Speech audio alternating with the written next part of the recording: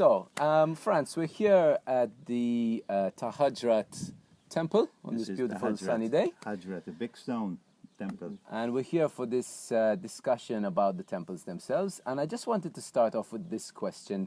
Most Maltese people kind of take the temples for granted. It's something we learned about at school. It was just like some ancient rocks there. We never really paid too much attention of it. And most foreign people don't really know about them. So let's start from the beginning. Why are they significant? Why should we take a second look at these temples? Yeah, that's a good question. It's true.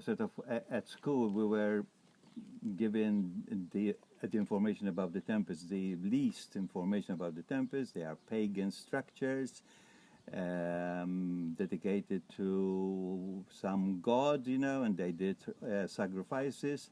And this continued with our historical, archaeological, and academic point of view. The Maltese temples were never given or acknowledged that they are an important aspect, not only in the Maltese history, in the human history.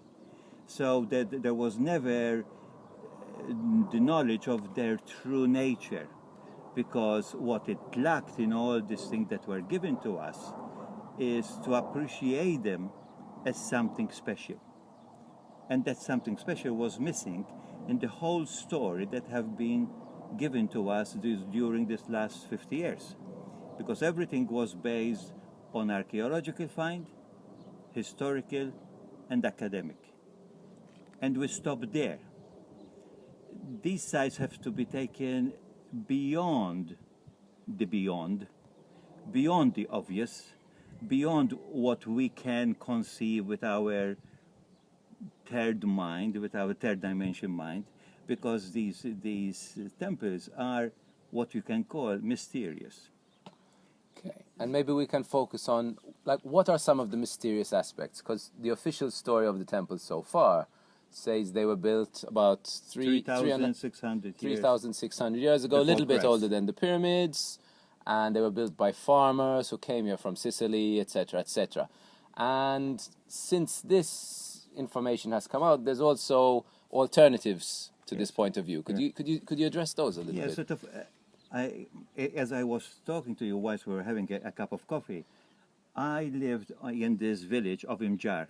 Imjar is on the northwest part of Malta, and I lived here, and my research started because after 33 years living abroad.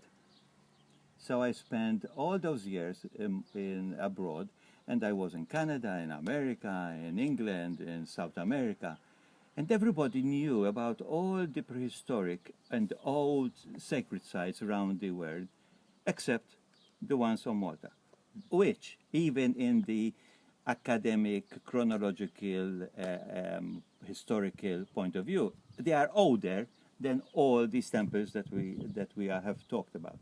So when I came back to Malta in 2000, I thought I need to promote these temples. And the only way that I knew at that time is I started painting. So I have got here a set of paintings that I did, and I wasn't in Jar. I had the time to do it because I used to do part-time job, and I did painting.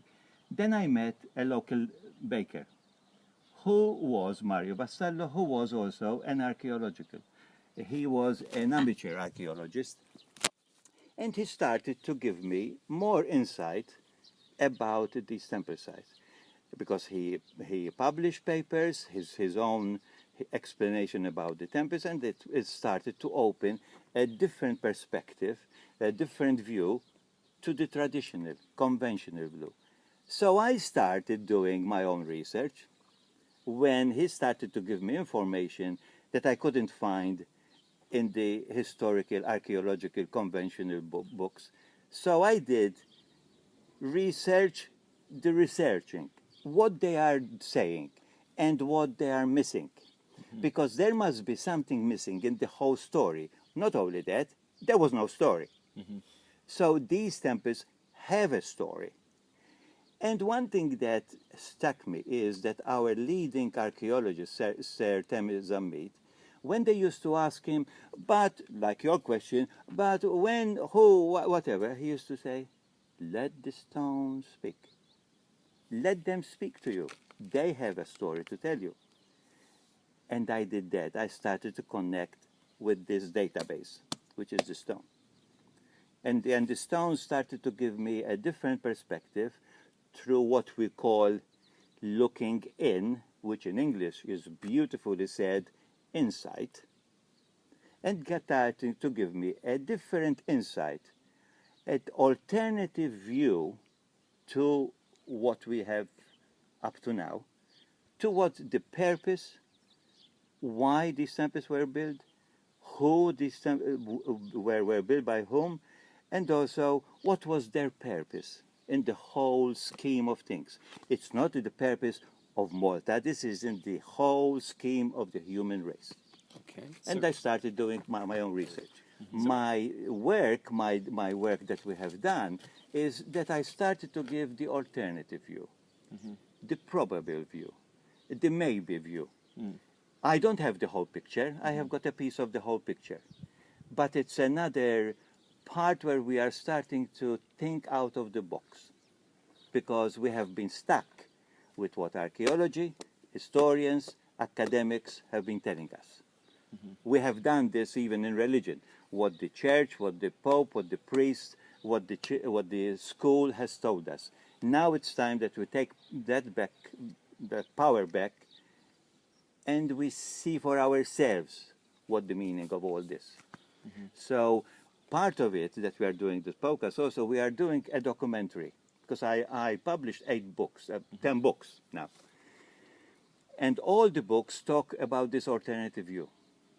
Now we are trying to do all that information in the books into a documentary. And we are going to publish, whatever publish called? No, to publish the documentary to give this alternative view, to make the link between Malta and Atlantis, because we have got a missing gap in our history. It's called Atlantis. So I have I like to listen to, for example, Nassim Haramein, Graham Hancock, other researchers who go to ancient sites that there is an orthodox, a standard view of, and they take another look at them and say, listen, actually, even an engineering firm, a professional engineering firm with the latest technology and billions of dollars would not be able to create something so precise, so incredible. And some of these sites are actually much, much older than we have been led to believe. And like in some areas, the local people who we thought built them probably weren't the builders. I mean, they were living there in that area that we saw, but they were probably not the builders. This is even from a skeptic's point of view. There is empirical evidence to show this. To a skeptic, what would you say about the Maltese temples? What actually shows that they're older, that there's more to it, that the official story has some things that are not being covered? It has to be sort of from each individual person has to ask the question that I started to ask the questions about 10 years ago. It's who actually built these temples? The farmers and anybody that they don't have the knowledge. Maybe reiterate the official story for foreigners who've never heard it. Well, the official story, although although even the official story is being muted now, they are leaving out the farmers from Sicily, but still we are stuck with the found that they found in this temple and the scorba, the one next, the pottery. So everything that they timed, the chronological time of our temples, was based on the pottery that they found. With carbon dating, right? Because you can carbon date pottery, but you cannot carbon date stone. No, and that will only tell you how old the stone is anyway, not when it was put there. Because carbon dating assumes that the influence, the rays of the sun on a particular stone, on stones, is constant, which is not. Okay. So carbon dating is very, weak to actually build the whole story about these temples. There is a way, Astro-archaeology, that you align the temples to the stars, to the constellation behind Sirius at the rising of the equinox. Okay. You can do that. So we are at a point now with the new discoveries in archaeology. There is astro-archaeology, bioarchaeology, sound archaeology. There is so many new evidence, like also Graham Hancock. He came to Malta, and in his big book that he has got, the Fingerprints of the gods. The fingerprints of the bronze. He spends months and weeks in Malta, and also we had to chat together, we had pizza together, because he was looking at the subterranean, under the water temples. So he was the one that started to have an alternative view. He was dismissed by the media and also by the academics because he's a journalist. But he was the one he was that challenging he was challenging the look. conventional look. And that's what I'm doing with my work. I am challenging the conventional look. But I don't want to challenge. I want to raise an awareness, to discuss it. Let's have an open forum like what we're doing. And I don't have the answer to everything. I have got a possibility of an answer. But there must be more answers, because the new technologies will give us more answers to what we want. Okay. So how does this sort of dovetailing with what you're talking about with Graham Hancock, and my knowledge coming into this is after reading Magicians of the Gods. Yeah. It really opened my eyes to all the latest research coming out to support the theory that there was an asteroid impact 12,800 years ago, which melted the ice cap over North America, which raised the sea level by 127 meters. And that really ties into the fact that we've found underwater temples around Malta where it used to be above water. So how does that all tie in? In Graham Hancock, one of the things that he has done with the research, and he does it beautifully, because he picks all the legends and all the traditions from all over the world, in all civilizations, from North America, Indians, to the Mayas, to the Incas, South America, to Easter Islands people, to the Hawaiian, to the Cuban, to all the cultures, from Indian, the Indian culture, the Sumerian culture. One thing that is in common in all the cultures is the legend of the floods. So something happened worldwide that affected all the cultures. It wasn't a local thing. It affected everybody. And what it is these islands were the top of the mountains. And on top of these mountains, they built these temple sites. On Malta, there are over 55 sacred sites, what we call sacred temples.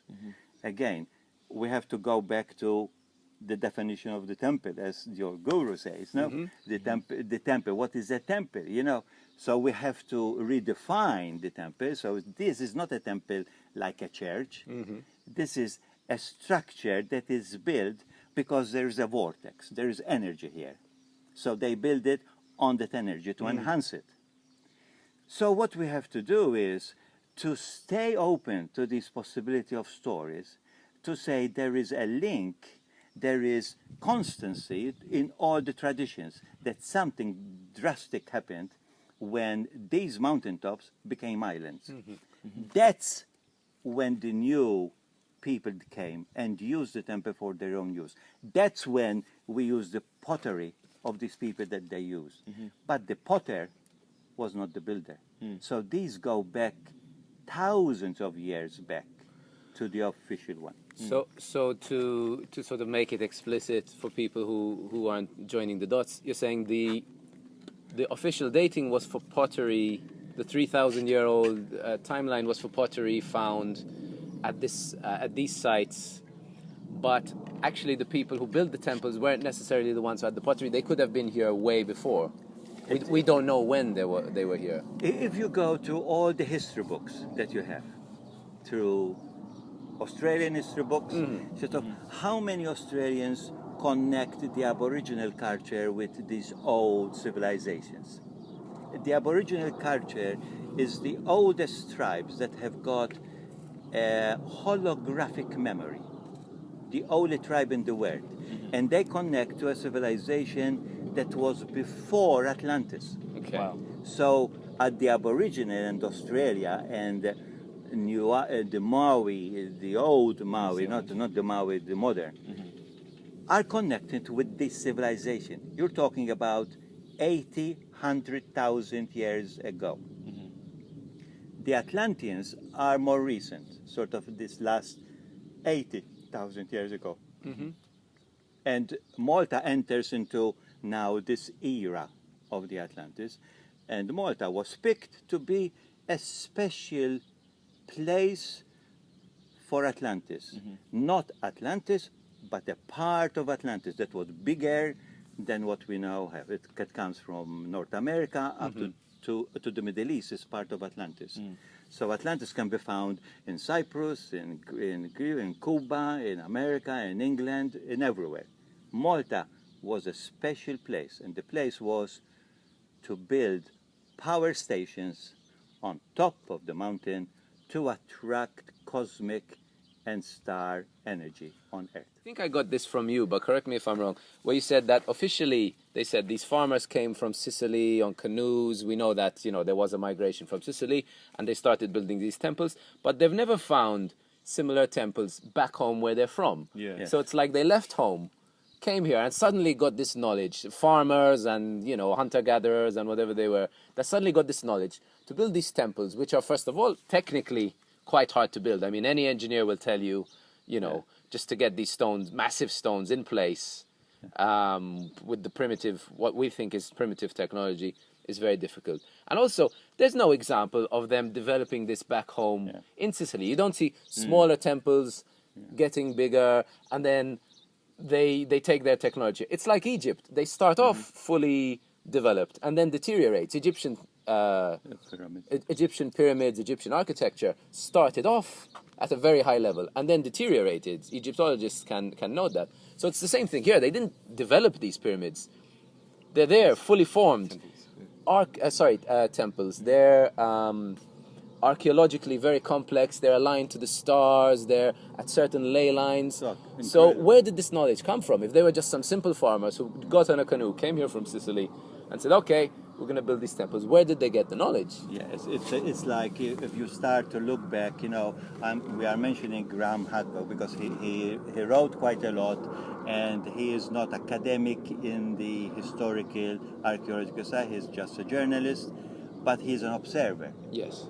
So what is common in all the cultures, if you go to Peru, and I lived in Peru, that the Incas build the buildings of the Incas. It's not built by the Incas. No. It's built by another culture that we have missed the connection with.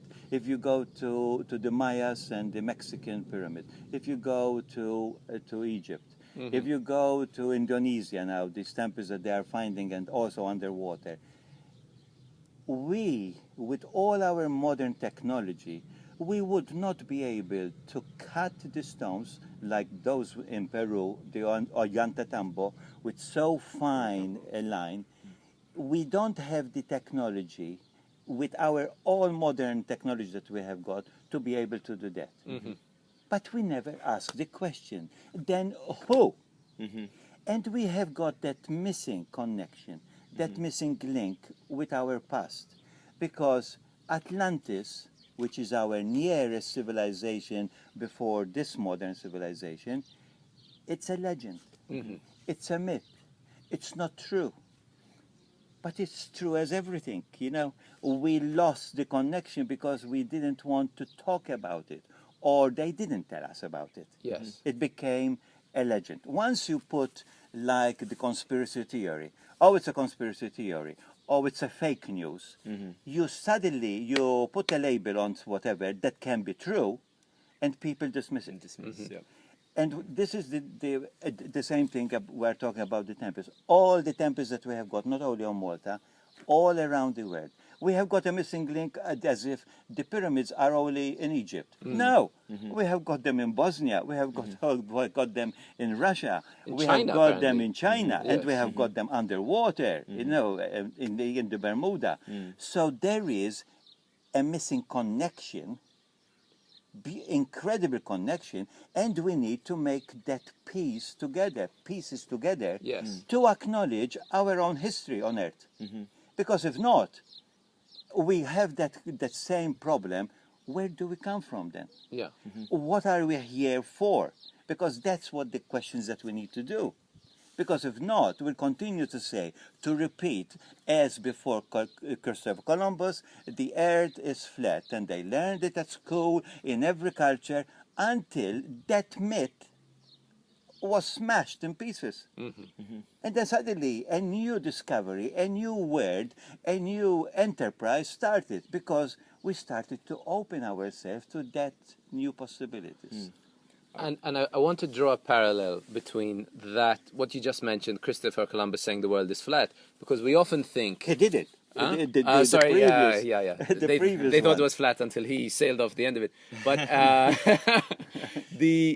in modern culture, we think because we have phones and laptops and iPads and all this, that we are the most advanced, and the previous cultures were more primitive.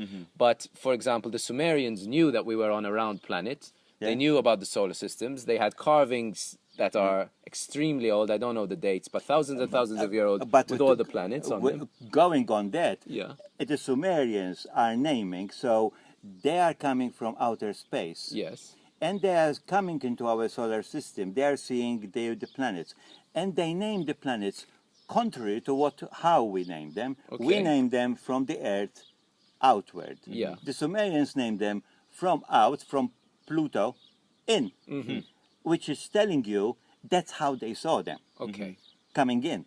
So they're coming from outer space. And now here we are going into all this civilization, Egyptian, Incas, Mayas, even the Indian, sort of civilization of the pre-Sanskrit era, where there were beings that landed on this earth, intermingled with the surface people, what we call the surface people, and they started to show them and teach them technology that we have lost the memory how to do it. So we are smart. We are so smart that we had to invent a smartphone because we lost our smartness. These people were smart because they used the elements, the nature, the knowledge of the seasons, the knowledge of the stars, the knowledge of the universe. We are looking too much down because we are looking down on the smartphone without looking at the stars that they give us, the map of our life on Earth. And it's also harder and harder to see the stars in cities nowadays. More and more people live in cities. We don't even see the stars anymore, really. They don't. And one of the things sort of I would love to do as a word, there is a movement that once a year they switch off the electricity in the cities. Earth Hour? Earth Hour. Earth Hour, yeah. But I would like that it will be sort of every year, the whole night, no light. You know, we had a blackout a couple of weeks ago, so everybody was on the balcony because we were blackout, and we started talking. And generally, we actually don't talk to people, and TV. And somebody said next door, he said, "Look at the stars. I actually don't look up generally." Yes. I said, "We need blackouts every month almost, Well, we have It's them, I coming. think. It's coming. I'm sure there will. Energy decline is on its way. With the solar flares that are coming through, it's affecting our technology, our dependency on this electronics, So going back to what you were saying, are you proposing that we gain this technology to build this ancient Atlantean civilization from other beings, or we developed it on our own and then it got wiped out by the great floods and we had to start again, or? A bit of both, both. sort of. I think we lost the technology, but I think we lost the connection with the higher self, what you call the higher self, spirit, the cosmic, God, whatever you want to call it.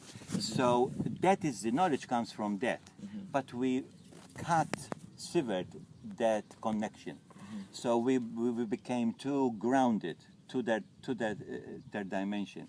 And what has been happening, and it will come eventually with disclosure. There's a lot of disclosure. A disclosure means that those things that were hidden, that were kept secret, are starting to come out. And one of it, that all the technology that we have, from smartphone, from iPads, from computers, from Tefal, all these things that is being since the 60s, is all technology that they found from spaceships. You're talking about reverse engineering. Reverse engineering, the whole lot. You know, if you make a list, you know, microwaving, you know, smart telephone, transistors, all this, suddenly it started to happen. It didn't start to happen. It was given to us by star beings to accelerate our knowledge, our information. So we start to realize that we are a global village, one people, one the whole thing. And this, the internet and so on, why the person that started the internet called it, the Englishman, World Wide Web. It's a web. Can you see it? Yes. But it's there. Yeah. So the World Wide Web is a copy of the Yes. spiritual web, the etheric web, what you can call it, the astral web, that I can connect with you, Mike, through my thinking, what you call the astral. So I can connect with you and say, are you coming?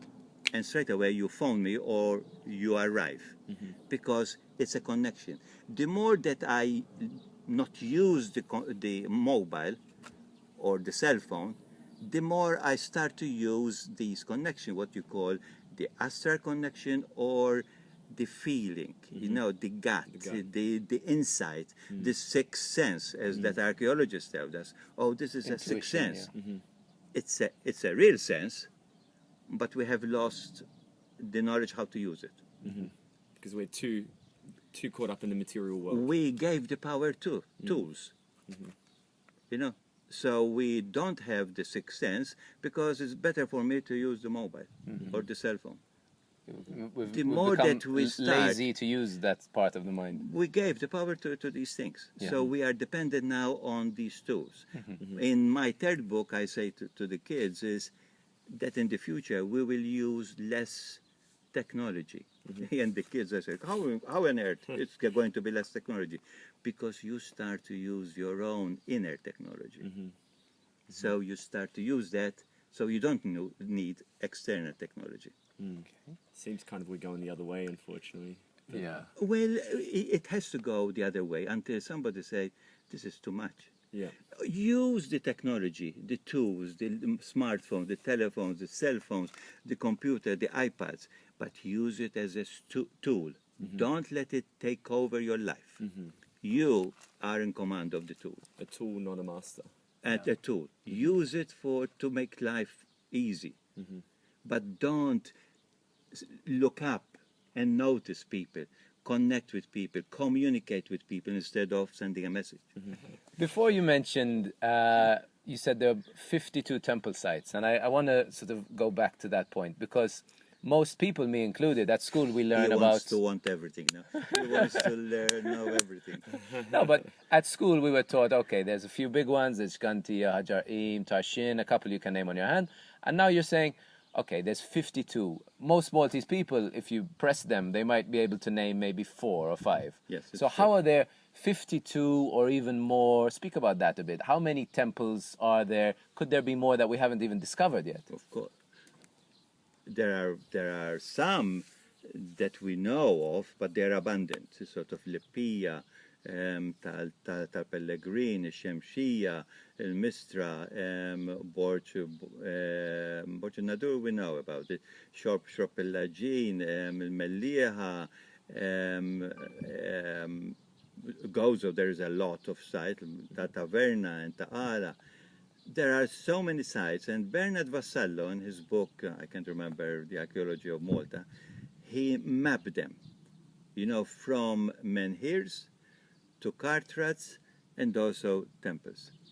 And there are at least known 55 sites. My intuition, my now insight tells me that there is 64, because 64 is a perfect number, and these people were connected with the stars, with Just the to cosmos. explain that perfect number in terms of sacred geometry or something. Sacred geometry is a divine number, is a cosmic number. Okay. And the temples were a cosmic project on Earth. All right. So the temples do align with certain constellations, Yes. or can you talk a bit about that? Because I don't know much about the alignment. That's something that I don't know much about. We are trying to invite the Astro-archaeological group from England to come and do the alignment. I know we have done the grid of the temples around the island, and we have done also the ley lines of the temples. What we need now to do scientifically, to align them to the constellations, to the stars, to the time when they were built, which my reckon it's about 30,000 plus.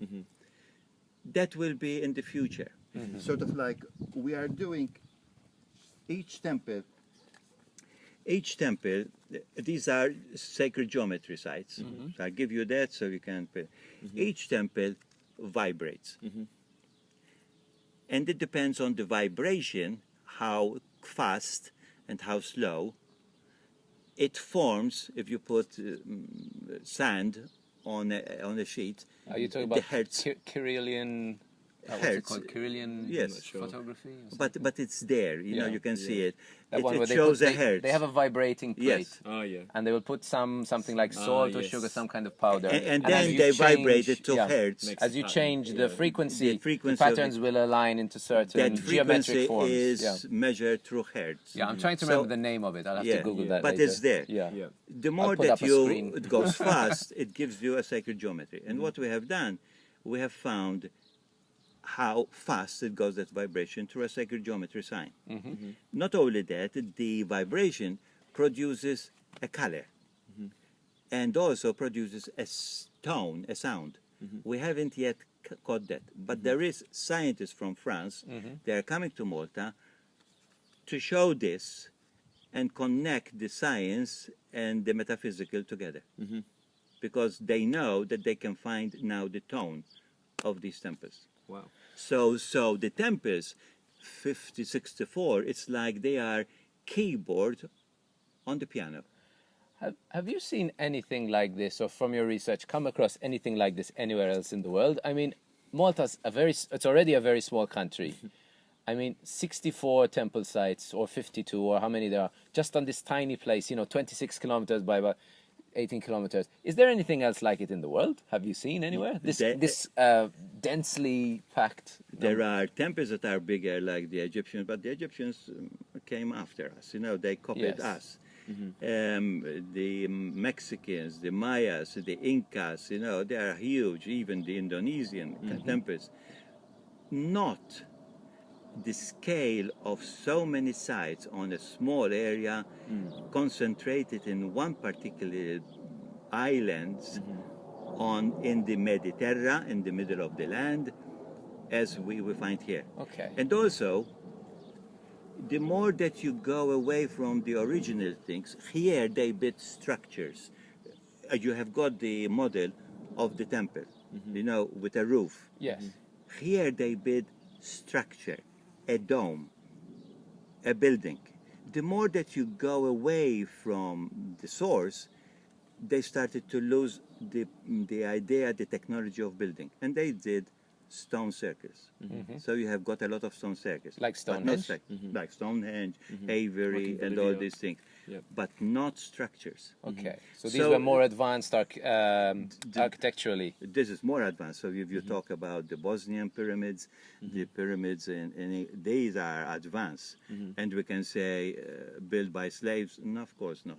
Built by the pharaohs? Of course not. If you go to Egypt, they don't talk about pre-pharaoh, pre-dynasty period.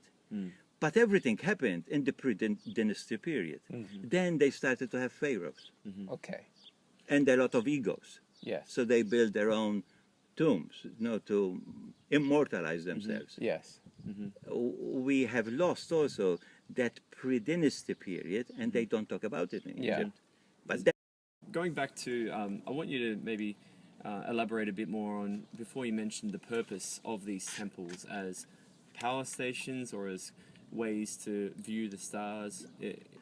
Can you perhaps elaborate on your leading theories as to the purpose of these temples? Now, I will stop here because Okay. I will tell you, you will get all the information from the documentary. Yes, I will wait. And because What we again, call a what shameless we plug. need to do then, 5 and other podcasts, is to actually go into details. We are talking about it and so on. And now, in the more details, I will go into the documentary where we'll show and so on. And as I said, it's only a small piece of the big jigsaw puzzle. Okay. I don't have all the information. Yeah. I have got the possibility to start to make people, how you say, not argue, but discuss. Ask questions. Ask questions beyond the conventional archaeological and historical point of view. And I'll definitely help. I'll contribute to the Kickstarter campaign. And I think your documentary is coming really right at the perfect time. I think because so. The cards are starting to fall down around the status quo of our view on these megalithic sites. Like, for instance, I think it was Robert Schoch that said, "What? Like, okay, so you're saying the Sphinx is 5,000 years old. What about these? This water, The water the level. water erosion, that kind of thing." Yeah. But their reaction was, well, there's no other sites that are older than 5,000 years. And then comes along course. Göbekli Tepe. Of course. With they use carbon dating, the Yeah, most of course. scientifically sort of the best tool that we have for determining the minimum age of the structure. Yeah, of course. And that was dated at least 10,000 10,000 years at old. least. Yeah. At least. By So- their own methods. By scientific methods. And these Exactly. our temples were dated in the 50s and the 60s, and we get stuck. So that list that we say these are the oldest, it has to be taken out because they are older. We need to find ways how we can date them, and there are. The Astro-archaeology will align them to the stars and the constellation. That is the most perfect. The stars and the sky are the most perfect calendar. The equinoxes, the solstice, the moons, the full moon, the new moon, they are the most perfect timekeepers. We have lost that connection of timekeeping because we want the evidence from this earth. The evidence of this earth is in the stars. And also the other thing, we, as I said, we have got all that missing. And it's important that we know our past, our link, our connection with the past, with Atlantis, with Lemuria, because then we know our inheritance. Because up to now, we are divided nations and we don't know where we come from, the source. And we're in the process of destroying ourselves because of that division. Because of dividing. The more you see it in politics, in Malta politics, in every politics, it's about two. Separate, divide, fear, and you can keep control. As the Romans said, divided ad imperat. You divide, you can control people. And it's time that all these illusions, these theories, we start to challenge them. And we say, we want our power back. So, Franz, if it's true that these temples are much, much older than we think, so you threw out the figure of 30,000 years. Official yes. story is about 3,500. How will that change the picture we have of history? How will that change of what we think about Malta, the history of Malta, the history of Europe? What impact would that have on that worldview? Having said that, what you said about the temples of Malta, every research that is coming, every site that is around the earth, from the Egyptians to pyramids to Machu Picchu to sites that they are finding underwater in Siberia and so on, in Bulgaria, it's showing one thing, that our history is older than what we know up to now in our history books. Yes. It's beyond the 8,000 years. There is something that we didn't connect with our past. So it's not only the temples of Malta. This is part, it's almost parallel to what is happening with other research around the earth, to say, like the Turkey discoveries, that these sites go beyond what history has told us to 10,000 years, 12,000 years with the fall of Atlantis, the flood of Atlantis. And so these temples are connected to the pre-flood, before the flood. And that's only Malta, 12,000 years. When Malta was the top of a mountain, Yes. on a like land bridge That's right. between Yes. Europe No, and the land bridge Africa. was with Africa. Yeah, between Africa and Europe, or did it go all the way No, up? possibly there was always a gap between Europe and Africa through Okay. a river that came through the Mediterranean. But in any case, the topography was very different. There were some Topography, seas, there was everything some, was different. It was huge, it was a landmass, and this was 3 mountain tops. Where on these 3 mountain tops there were these 64 prehistoric sites. Yeah. So it's not only what we are saying or what I am trying to show and people to accept or people to discuss, but it's being discussed everywhere. Yes. And so it's almost like what is happening here, it's happening in the questioning about Egypt, the questioning about the Sri Lanka sites, the temples in Indonesia, the Aboriginal sites that we are talking, the Inca sites, the Maya sites, the Mexican site, and also the Hopi sites in Sedona. All these are coming together to show Yes. us that we have got more in history than what we have been told. Yeah. We haven't yet have a whole map of our connecting history with prehistory.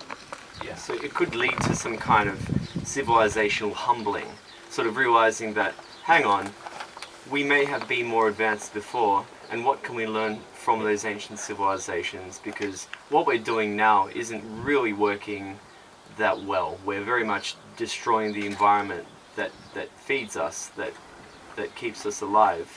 But how did they live within the carrying capacity of the Earth in some kind of symbiosis? And I think that link with our past, then we start to actually understand where we came from and how capable, knowledgeable, and advanced we were then, so we can do something now in our history when the environment, the climate, the division of borders and countries and nations and warfare.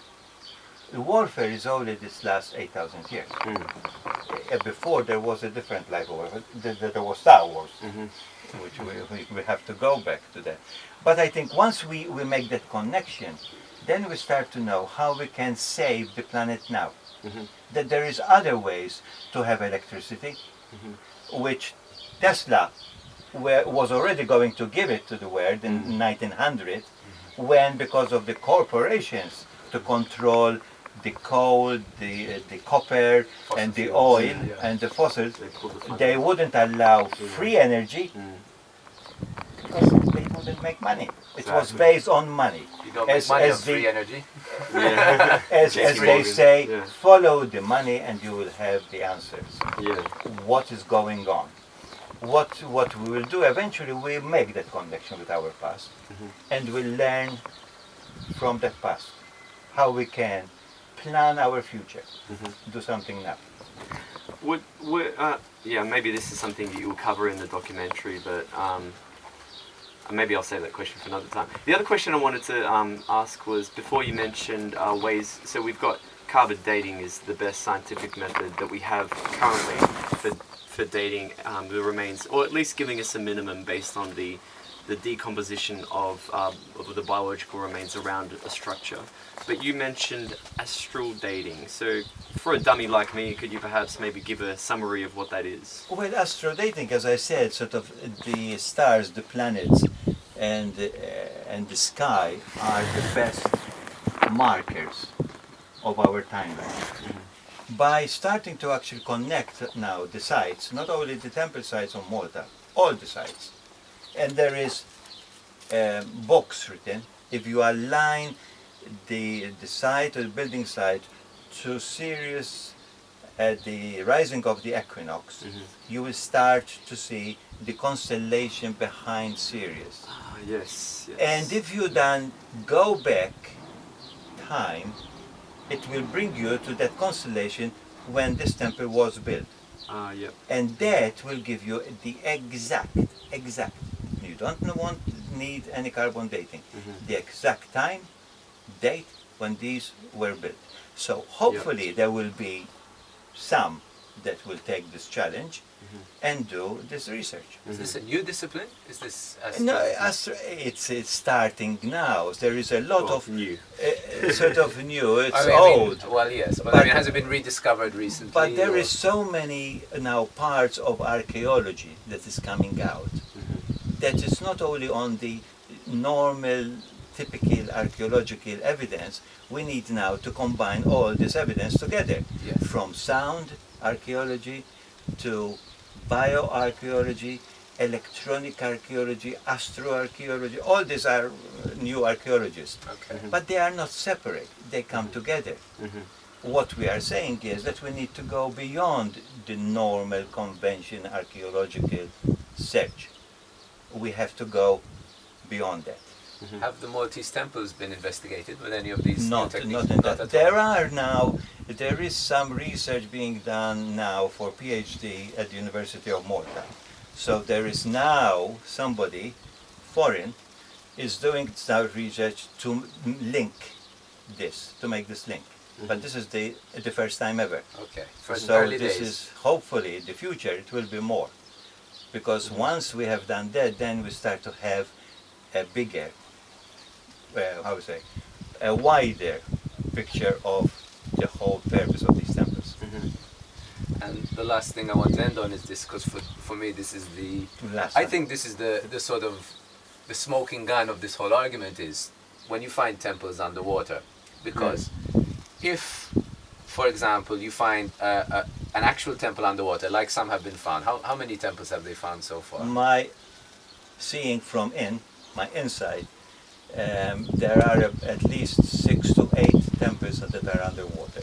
But there are a few that have been photographed, as I'm aware. There are some that Dived, there are some off the coast of Slima. Okay.